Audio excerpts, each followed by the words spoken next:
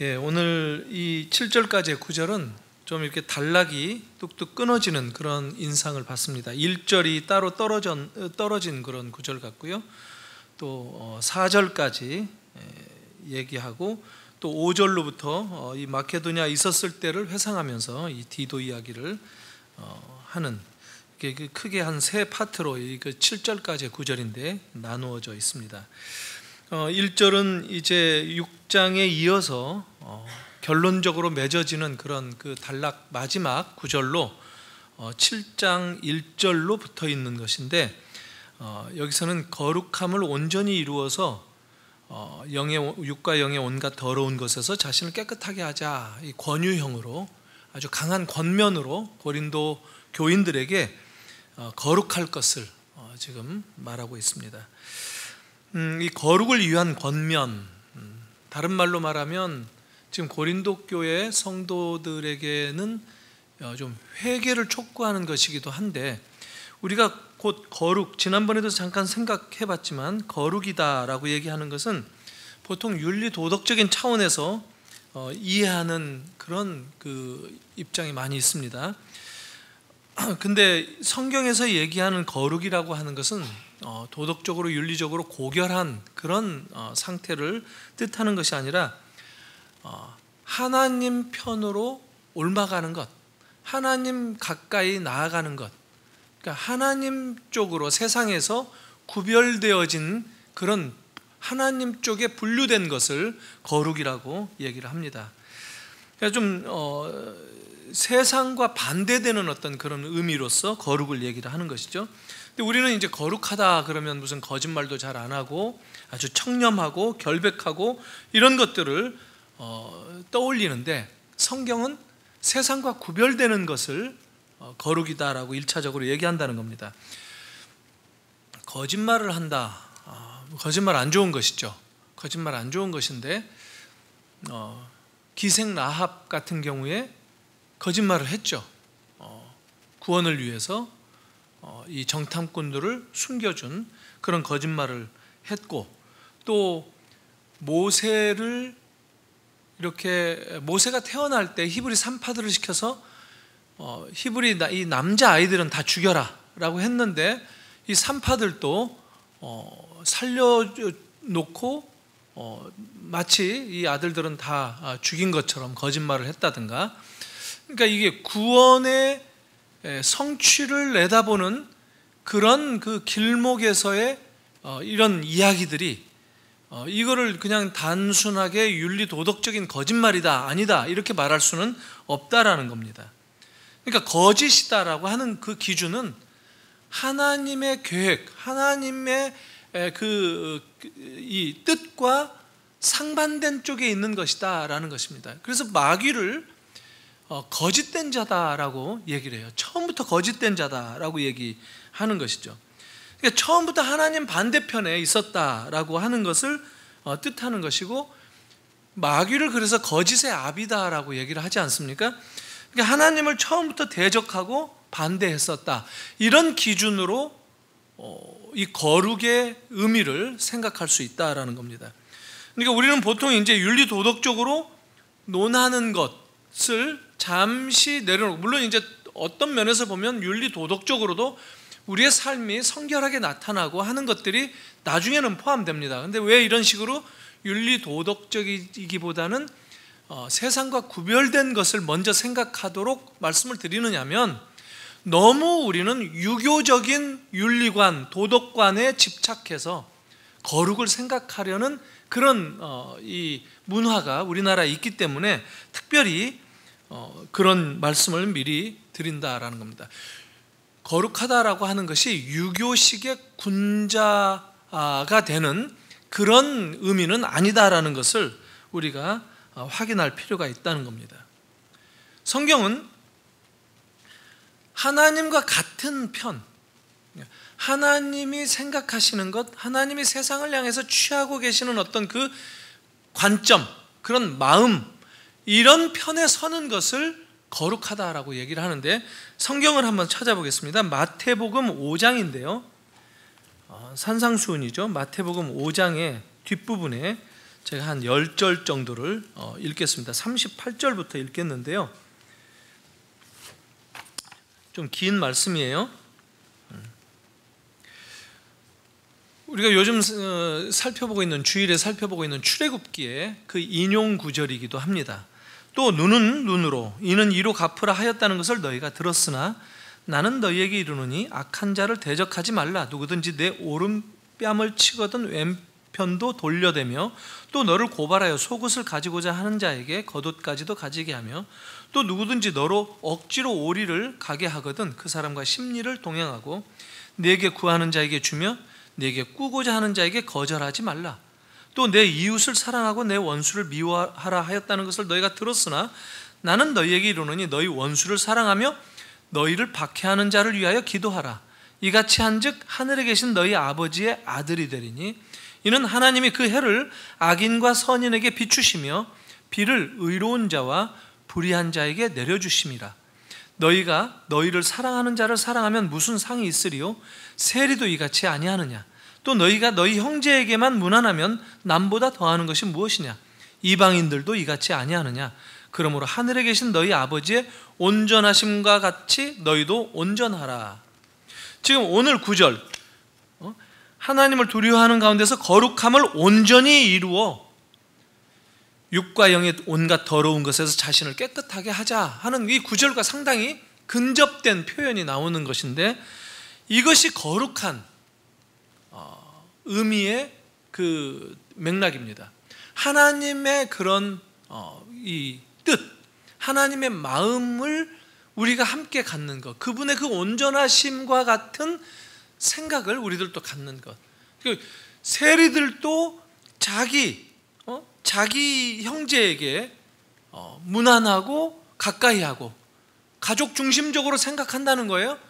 그런데 그것을 우리가 한다고 해서 뭐 성경적인 차원에서 하나님의 그 거룩하심에 이를 수 있는 구별이 되겠는가 하는 것이에요. 하나님은 어떤 분이냐면 해를 비치는데 선한 사람만이 아니라 악한 사람에게도 해를 비치신다는 거예요. 이게 하나님의 자비하심이고 하나님의 거룩하심이고 하나님의 온전하심이라는 거예요. 그러니까 그런 근거에서 원수도 사랑하라 하는 말씀이 주어졌다는 거예요. 우리는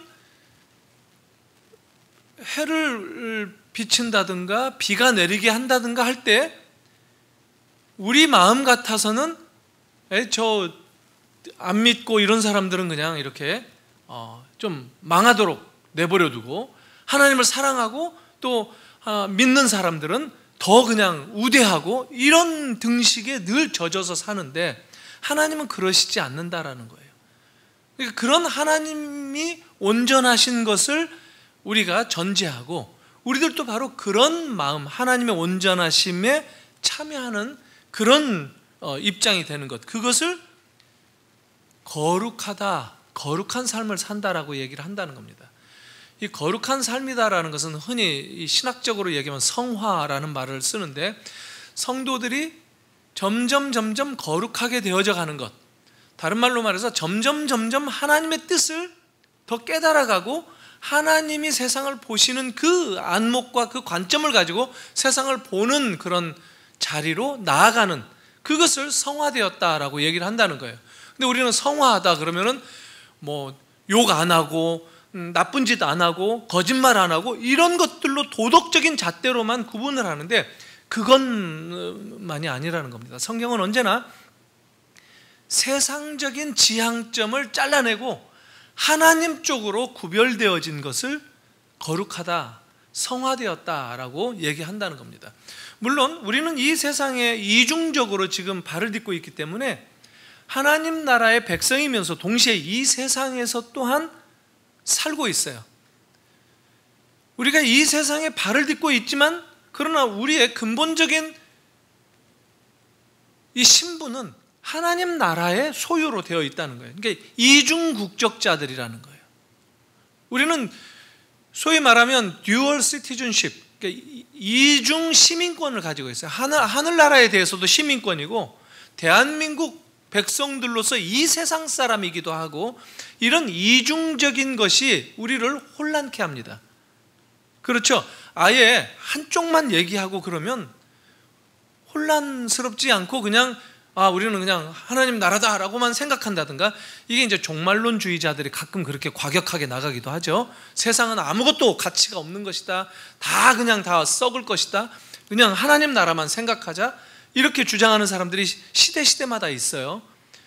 아니면 하나님 나라도 이 땅에서 나타나는 것이다 해서 이 땅에 있는 것들을 또 귀하게 여기고 하나님 나라는 아예 소망하지도 않고 살아가는 이 세상주의자들이 있고 하는데, 사실 균형 있는 신앙을 가지고 있다면 이 혼란스럽기는 하지만 이중적인 이 간격 속에서 오히려 치여있는 생각을 가지고 있는, 나는 하나님 나라도 온전히 참여하지 않는 것 같고 이 세상도 나를 다 받아주지 않는 것 같고 내가 설 땅이 여기도 아니고 천국도 아직 온전히 이루어진 것 같지 않는 어정쩡한 것 같다, 이것 때문에 우리는 때로는 불안하고 때로는 뭔가 부족한 것이 아닌가 이런 생각을 하는데, 이게 정답이라는 거예요.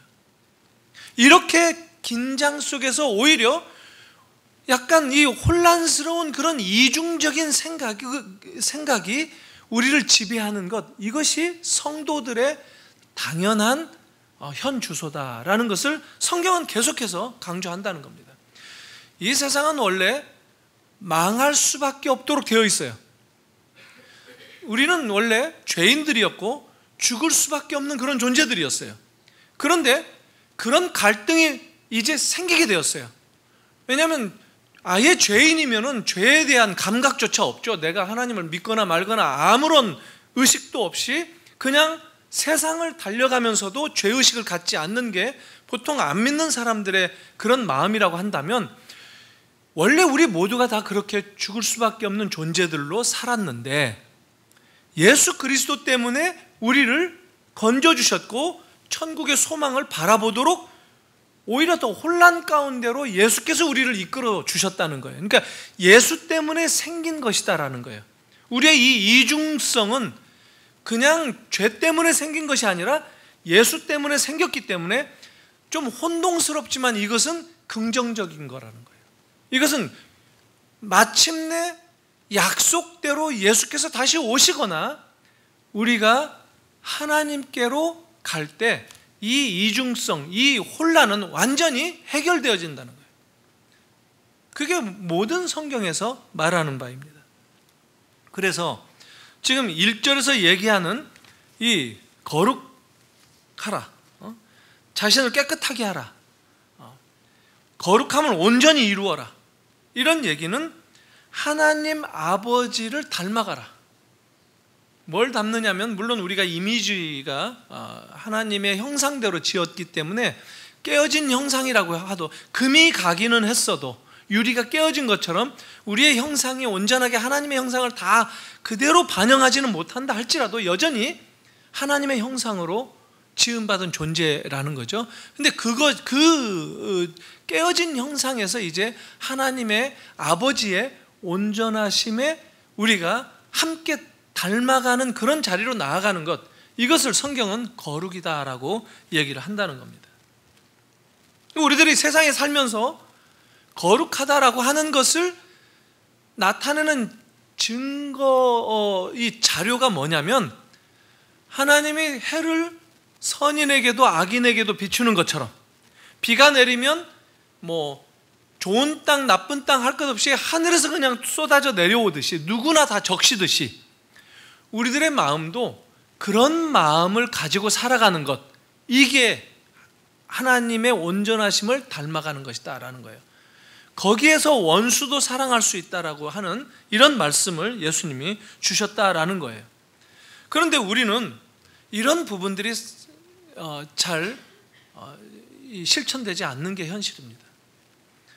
예수를 믿고 신앙생활을 하는데 의외로 하나님의 그런 성품, 하나님의 그 아량, 하나님의 넓으신 그런 그 사랑의 마음, 악인도 은혜를 베푸시는 그런 하나님의 마음을 우리는 안 가질 때가 많다는 거예요.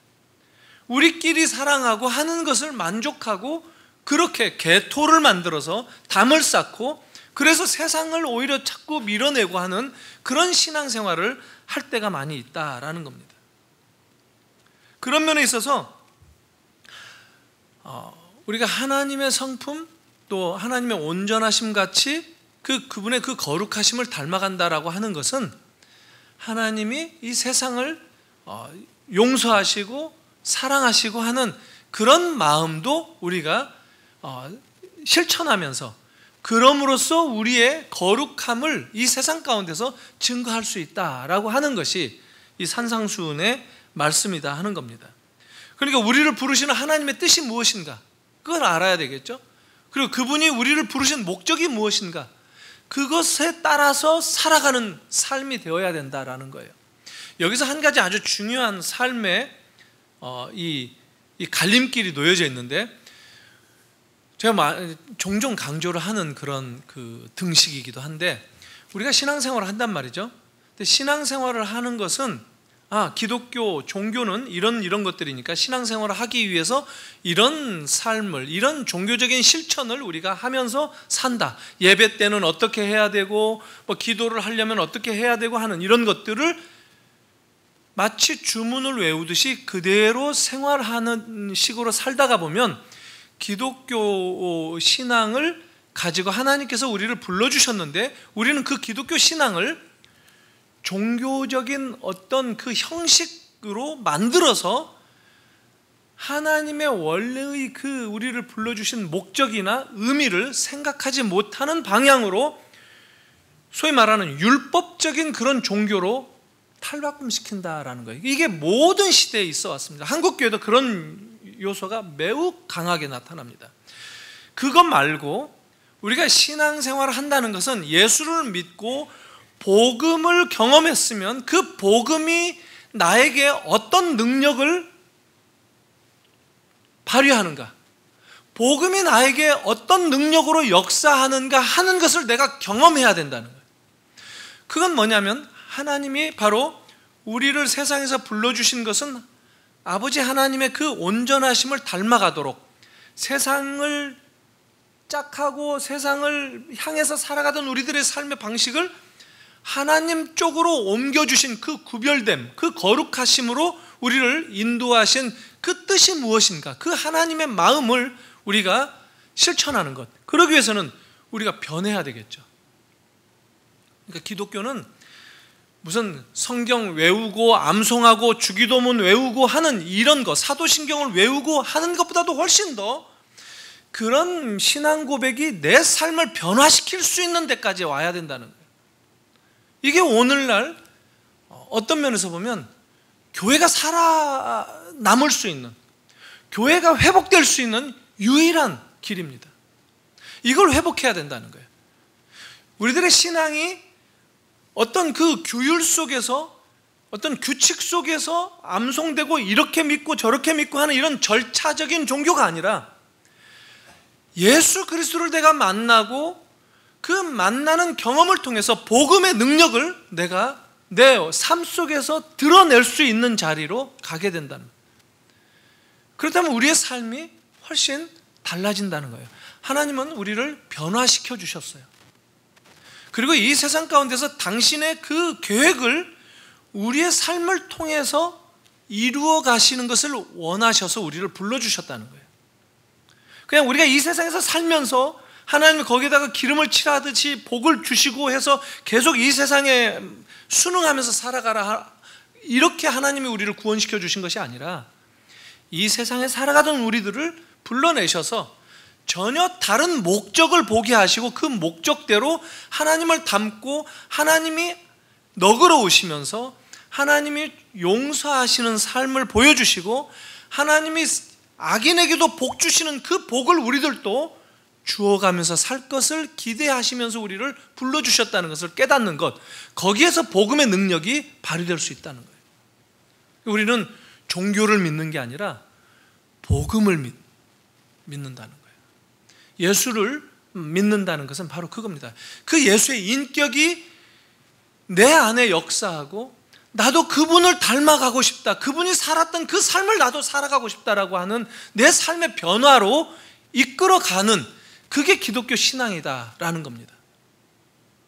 근데 오래되면, 교회들도 오래되고 나면 여러 가지 이제 이 그 규칙들이 생겨나게 되고 거기에 젖어가게 되고 복음의 생동감이 있는 그런 메시지들, 우리를 변화시키는 능력을 우리가 경험하기보다 그냥 삶 속에서 그냥 우리들은 삶은 정해져 있고 이것을 지키느냐, 이것을 따라서 살아가느냐 하는 것으로 우리의 신앙을 점검하는 것인데, 그것은 매우 위험하다라는 거예요.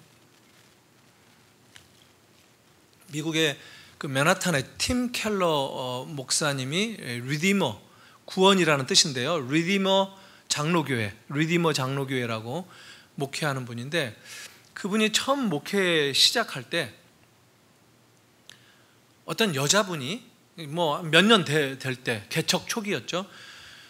어떤 여자분이 새로 등록을 해서 교회에 다녔어요. 근데 그 여자분이 이제 그 센터 편성도 하고 하면서 열심을 내서 교회에 적극적으로 생활을 하는데 모두가 다 고무적이었던 거예요. 새로운 사람이 오는 것만으로도 참 기쁜 일이잖아요. 근데 열심을 내서 정말 교회에서 신앙생활을 성실하게 한번 해보겠다라고 배움도 잘 배우고 예배 때도 늦지 않고 생활하는 것을 보다가 한 번은 자기 센터장이 물어봤어요.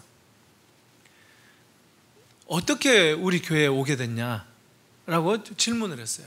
그 교회가 지금은 굉장히 큰 교회예요. 맨하탄에 있는데 뭐 주일 모이는 성도들만 한 7,000명 정도 되니까 대단한 그 큰 교회죠. 그리고 이 뉴욕이다라고 하는 것은 그 외에 세계적인 이 금융이라든가 뭐 내노라 하는 이 로펌 변호사 사무실 이런 데서 근무하는 아주 고액 연봉 받는 이런 사람들인데, 이 여자분도 그런 중에 하나였어요. 간부급 중에 하나였는데, 직장 생활을 하는 이 사람이 자기가 이 교회에 오게 된 배경을 설명을 하는데 뭐라고 설명하느냐면, 자기가 직장 생활하다가 아주 큰 어려움에 처했답니다. 큰 실수를 해가지고 이게 자기가 이 직장 생활을 그만둬야 하는 아주 절체절명의 위기 상황 가운데 놓여 있었는데, 자기 직속 상관이 조용히 그것을 덮어주더랍니다. 더 이상 문제 삼지 않고. 그래서 자기가, 이건 은혜를 경험한 거잖아요. 이제 자기 공부도 많이 했고 이제 뭐 40대 한참 이렇게 안정되고 살아가는 그런 가운데, 직장도 잃게 되고 하는 그런 위기 가운데에서 자기 직속 상관이 오히려 나한테 책임을 물어야 될 그 당사자인데 아무 일도 없는 것처럼 덮고 넘어가 줬다니까, 이 사람한테는 너무 큰 일이었던 거예요. 너무 감동적인 일이었던 거예요. 근데 그 사람의 얼굴 표정도 하나 왜 그랬는지 이유도 얘기하지 않고 그냥 조용히 없었던 것으로 하고 그냥 자기만 용서받고 넘어갔다는 거예요. 이게 부담이 되고 계속 마음에 간직했겠죠. 그 직속 상관만 눈치 쳐다보고 하다가 어느 날 물었답니다. 그때 왜 이렇게 나를 용서해 주셨는지, 덮어 주셨는지 참 꼭 기회가 되면 질문을 한번 드리려고 했습니다. 그때 왜 그러셨나요? 그러니까 이 사람이 하는 말인데, 당신이 물어봐서 답을 하는 건데, 나도 어떤 분에게 내가 씻을 수 없는 그런 죄 가운데 있었을 때 아무것도 묻지 않고 용서를 해주셔서 용서를 받은 경험이 있다. 그 후로 나도 그런 삶을 사는 것이 내 삶에 늘 꿈꾸던 거였고, 그냥 당신이 아니어도 나는 누군가를 그렇게 용서하고 살아가려고 작정하고 살던 사람이다. 이게 무서운 거예요. 그 사람, 그 직장 후배를 위해서 특별히 은혜를 베푼 게 아니라 이 사람은 그냥 그런 삶을 사는 사람이라는 거예요. 누가 됐든지 간에 이게 무서운 거예요. 그것도 당신이 물어봐서 내가 얘기를 하는 것인데, 안 물어봤으면 이게 얘기조차 안 할 사람이라는 거예요. 자기는 그렇게 살지만 이걸 떠버리는 사람도 아니고 그냥 살아가는 사람이라는 거예요. 얼마나 멋있어요? 그리고 덧붙이기를 이미 눈치를 챘을지 모르겠지만 나는 크리스찬이다, 그런 얘기를 하더랍니다. 여기서 이 여자분이 너무 깊은 감동을 받아서 그 다음에 또 하나 더 물어봤대요. 뭘 물어봤겠어요? 어느 교회 다니세요? 난 리디모 교회 다닌다 해서 무조건 리디모 교회 가서 등록을 하고 이 여자가 신앙생활을 하고 그가 만났던, 그가 용서받았던 그 예수, 도대체 그분이 누구신가? 누구길래 저 사람은 그렇게 성공한 맨하탄에서, 이 월가에서 성공적인 삶을 사는 그런 위치에 있을 때 아쉬울 것도 없고 자기 하나 정말 날리는 게 파리 목숨보다도 더 시원찮게 생각을 할 수 있을 그런 위치에 있는 사람이 용서하고 이런 문제를 안고 스스로 희생을 할 수 있겠는가? 나도 그분을 한번 만나고 싶다 해서 교회를 다녔다는 거예요. 여러분, 우리가 정말 마음이 움직이고 감동을 받는 자리는 뭐냐면 예수 믿으라 하는 게 아니라 우리의 삶을 통해서 예수의 가치를 내가 살아가는 그런 모습을 보여줄 때 사람들은, 세상도 우리가 하나님의 자녀인 줄 알아요. 우리가 하나님의 그 온전하심을 닮아내는 그 정말 거룩한 하나님의 자녀인 것을 세상도 더 잘 분별할 수 있다고 성경도 얘기하고 있고, 그게 우리들의 경험이기도 합니다. 우리들의 삶이 그렇게 주어진다는 거예요. 사랑하는 성도 여러분, 우리에게 그런 면에 있어서 우리의 살아가는 이 하루하루의 생활은, 이 땅에서 살아가는 생애 그 자체는 기회의 연속이에요. 주님을 살아가는 그런 삶의 자리로 초청받은 그런 기회, 내가 예수를 닮아가는 그런 삶을 보일 수 있는 삶의 자리로 내가 초대받고 있는 그 기회, 이런 기회를 놓치지 말아야 된다. 그게 바로 하나님을 두려워하는 가운데서 거룩함을 온전히 이루는 것, 우리가 이 땅에서 살면서 보일 수 있는 그런 삶의 모습이다라는 겁니다. 이걸 회복해야 되는 거예요. 교회는 물론 온전하지 못해요. 교회가 완전한 그런 공동체가 아니죠. 왜냐하면 죄가 섞여 있는데, 저도 죄인이고 저도 부족한 게 투성이고, 어떤 면에서 보면 교회는 병원과 같은 존재예요. 병원은 누가 필요하죠? 누구에게 필요한 게 병원이죠? 병원이라는 기관은 환자예요. 근데 우리는 성자들의 박물관으로 교회를 생각할 수가 있어요. 아니에요. 교회는 이런저런 연약하고 부족하고 죄인된 사람들이 함께 치료받고 그리스도를 닮아가는 그런 자리로 나아가는 그런 곳이 교회예요. 그러나 그것만으로도 교회는 이 땅에서 빛의, 소금의 역할을 충분히 감당할 수 있다는 거예요. 우리가 바로 그런 역할로 부름받고 있다는 겁니다. 이것을 소홀히 여기지 마십시다. 이 기회를 그냥 루틴이라고 그러죠. 그냥 다람쥐 쳇바퀴 돌듯이 하루하루 살아가는 그런 삶으로, 이런 엄청난 기회를 송두리째 다 잊어버리고 망각하고 날리는 그런 삶이 아니라, 우리의 삶을 통해서도 복음의 능력을 경험할 뿐만 아니라 하나님께서 우리에게 그분을 닮아가라고 불러주신 그 삶이 무엇인가를 우리들이 그걸 보고 달려가는 그런 복음의 경도된 자로서 복음의 이끌림을 받는 그런 삶을 사는 그런 그리스도인이 되었으면 좋겠습니다. 하나만 더 생각해 보겠습니다. 지금 2절부터 쭉 얘기하는 거는 바울이 고린도 교회 성도들에게 좀 노골적으로 얘기합니다. 우리를 영접해라. 너희들은 왜 이렇게 마음이 굳어져 가지고 우리를 그렇게 핍박하는가, 박해하는가? 우리를 영접하라. 그리고 변명을 합니다. 우리는 아무에게도 불의를 행하지 않고, 아무에게도 해롭게 하지 않고, 아무에게도 속여 빼앗은 일이 없다. 지금 바울이 왜 이런 얘기까지 하게 됐느냐면, 왜 좀 이따가 8장, 9장 이제 이렇게 보면 연보 이야기가 나오고, 마케도니아 교회라든가 이렇게 고린도 교회라든가 연보를 모아가지고 예루살렘 교회를 돕는 일을 바울이 주도했잖아요. 근데 이 고린도 교회 일당의 이 좀 악한 그런 성도들, 몇몇 아주 그 질이 나쁜 성도들, 이 뭐라 그럴까, 인격의 결이 좀 안 좋은 그런 성도들이 저거 자기가 제대로 사도도 아니면서 이런 일을 주관하고, 그런 이유가 뭐겠는가? 그 돈 챙겨가지고 지가 먹으려고 한다, 이런 오해를 지금 받고 있는 거예요. 바울이 얼마나 좀 사실 황당한 입장이겠어요. 그래서 지금 이 얘기를 하는 겁니다. 우리는 아무에게도 불의를 행한 적이 없다.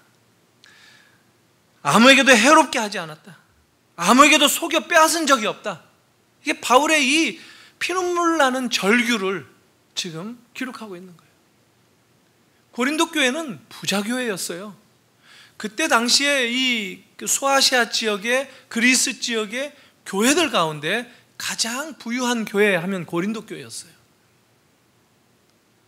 근데 이 부자 교회가 지금 이런 문제에 휘말리고 있다는 거예요.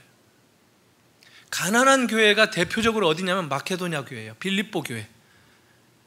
지금 그 얘기도 하지 않아요? 마케도냐에 이르렀을 때 우리 육체가 편하지 못하였고 사방으로 환난을 당하여 밖으로는 다툼이고 안으로는 두려움이었다.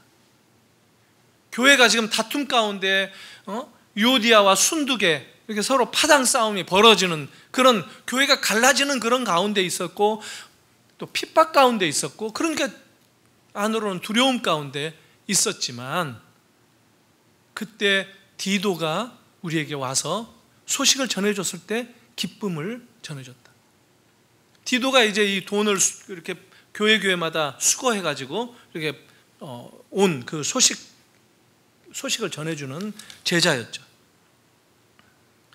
지금 바울은 그런 입장들을 정면으로 얘기하면서 우리 사역자들, 하나님의 일을 하는 사람들이 살아가는 삶의 기준, 근거, 이게 복음에 사로잡혀 있고 그 복음을 위해서 살아가는 거고, 그 복음은 아까 말씀드렸던 대로 고린도 교회 성도들, 너희가 거룩하게 되어져야 될 그 근거인 것처럼 우리들의 삶도 마찬가지다라고 얘기를 하는 겁니다.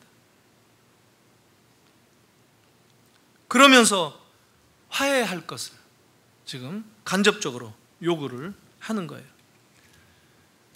화해 제스처, 이게 제스처만 쓰는 게 아니라 허심탄회하게 있는 그대로를 다, 오해받고 있는 모든 주제들을 다 얘기하면서 지금 바울은 자기들을 받아들여라 라고 얘기합니다. 이거 생각하면서 좀 우리 한국교회에서도 그런 현상들이 종종 있지 않습니까? 교회에서 이 목사들이 가끔 자칭 목사들을 대접을 잘해야 된다, 뭐 그래야 뭐 복을 받고, 좀 이것도 우스운 얘기죠. 근데 정말 이게 정당한 말씀에 정당한 삶을 사는 사람들에게 서로 잘해줘야죠. 그건 마땅히 맞는 얘기죠. 근데 그것을 목사가 말을 해서는 안 되는 거죠. 그렇지 않나요? 그런 출처들이 우리나라에서 그 시중에 도는, 시중 교회에서 도는 그런 이야기들이 전부 다 목회자들이 만들어낸 얘기들이라는 거예요. 부끄럽게도. 그러니까 어떻게 보면 말씀대로 제대로 살겠다 라고 하는 이런 정당한 목사들에게는 서로 협력하고 서로 하나 되고 서로 교회에 대해서 같이 섬기고 하는 가운데 얼마든지 마음을 같이 할 수 있죠. 말씀을 잘 가르치는 경우에도 충분히 인정하고 협력할 수가 있죠. 그런데 그런 주장의 출처가 목사가 된다면 그것은 문제라는 거예요. 바울은 그런 면에 있어서 쫓기는 그런 모함 가운데에서도 그 모함을 털어내기 위해서 무슨 어떤 대대적인 사람들을 뭐 숙청시키고 이런 태도를 보인 그런 모습을 보여주지 않습니다. 그러나 항변하죠. 우리가 그런 적이 없다. 그러지 않았다. 그리고 회개할 것을 촉구하고 있고, 이런 바울의 모습을 통해서 어떤 누명을 쓰고 어떤 모함을 받고 하는 그런 입장에 놓여 있든지 간에 복음의 일꾼들로서, 하나님의 일꾼으로서 부름받은 사역자들이 가야 하는 그 길에 이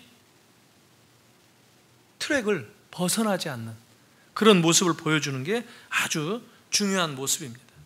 사도행전 20장 33절에서부터도 몇 절 보면은 에베소 교회 장로들 앞에서도 바울은 그런 투명한 그런 사역의 원리를 자기가 그렇게 실천했다라는 것을 밝힌 적이 있습니다. 내가 아무의 은이나 금이나 의복을 탐하지 아니하였고 너희 아는 바에 이 손으로 나와 내 동행들의 쓰는 것을 당하여 범사에 너희에게 모범을 보였노니 곧 이같이 수고하여 약한 사람들을 돕고 또 주 예수의 친히 말씀하신 바 주는 것이 받는 것보다 복이 있다 하심을 기억하여야 할지니라, 이렇게 얘기를 합니다. 그러면서 고린도 교회 성도들에게 3절 이 말씀을 가지고 권면하는 겁니다. 그리고 이 말은 전에도 했다고 얘기해요. 내가 이 말을 하는 것은 너희를 정죄하려고 하는 것이 아니다. 내가 이전에도 말하였거니와 너희가 우리 마음에 있어 이미 품고 기도한다는 거예요. 멋진 말을 그 다음에 하죠. 함께 죽고 함께 살게 하고자 함이라. 함께 죽고 함께 살자는 거예요. 그리스도 안에서 우리가 함께 죽는 것, 성찬 공동체로서 그리스도의 십자가에 참여하는 그런 성도들의 공동체, 성찬식을 참여하는 그런 우리들의 자세가 뭐냐면 내가 그리스도와 함께 죽는다는 거 아닙니까? 그리고 내가 그리스도의 부활에 힘입어서 다시 부활한다는 거 아니에요? 내가 그리스도와 더불어서 죽고 그리스도와 더불어서 다시 살아나는, 함께 죽고 함께 살게 하기 위한 그런 삶의 태도를 지금 바울이 얘기합니다.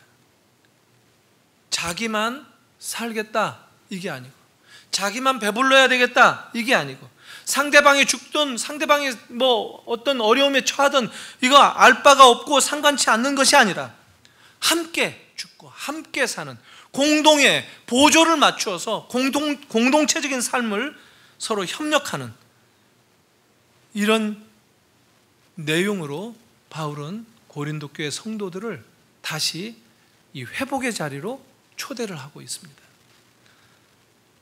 우리는 세례를 통해서 그리스도와 또 연합되어 있죠.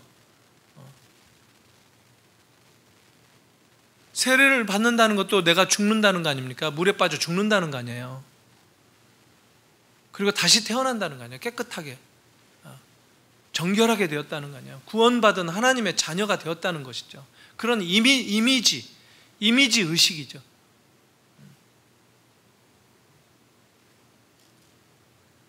로마서 6장 8절 9절에 이렇게 나옵니다. 세례와 더불어서 만일 우리가 그리스도와 함께 죽었으면 또한 그와 함께 살 줄을 믿노니 이는 그리스도께서 죽은 자 가운데 사셨음에 다시 죽지 아니하시고 사망이 다시 그를 주장하지 못할 줄 알미로다. 사랑하는 성도 여러분, 이런 그리스도와의 연합된 복음의 삶이 우리의 삶의 기준인 것을 다시 한번 확인하시고, 어떤 자리에 있든지 이 복음의 능력이 만들어내는 삶을 경험하시기 위해서 하루하루 이 놀라운 기회를 내 것으로 삼는 그런 그 온전하신 아버지 하나님의 그 성품과 그분의 세상을 향해 품고 계시는 그 비전과 그 마음, 계획, 우리를 부르신 그 목적을 함께 이렇게 나누어 가면서 이 여정을 같이 나누어 동행하실 것을 주님의 이름으로 축원을 합니다. 기도하겠습니다. 하나님 아버지, 은혜를 감사합니다. 고린도 교회 성도들에게 참 큰 상처 가운데 있었던 그 바울이었지만 그들을 다시 하나님의 거룩하심과 같은 그 구별된 삶의 자리로 초청하며 그들을 용서하고 또 다시금 새로운 힘을 얻어서 복음의 그 비전을 나누어서 함께 협력할 것을, 함께 죽고 함께 살기를 원하는 이 아름다운 메시지를 저희들이 나누었는데, 오늘 우리들의 삶을 이런 말씀들이 지배할 수 있도록 인도해 주시기를 간구합니다. 오늘 우리들의 삶이 아름다운 주님의 부르심의 기회인 것을 저희들이 놓치지 않게 하시고, 그래서 한 걸음 한 걸음 주님과 동행하며 주님이 마련하신 그 삶의 목적지를 향해서 발걸음을 떼는 우리 샘물결교회 온 성도들 되게 하여 주시옵소서. 예수님의 이름으로 기도하옵나이다.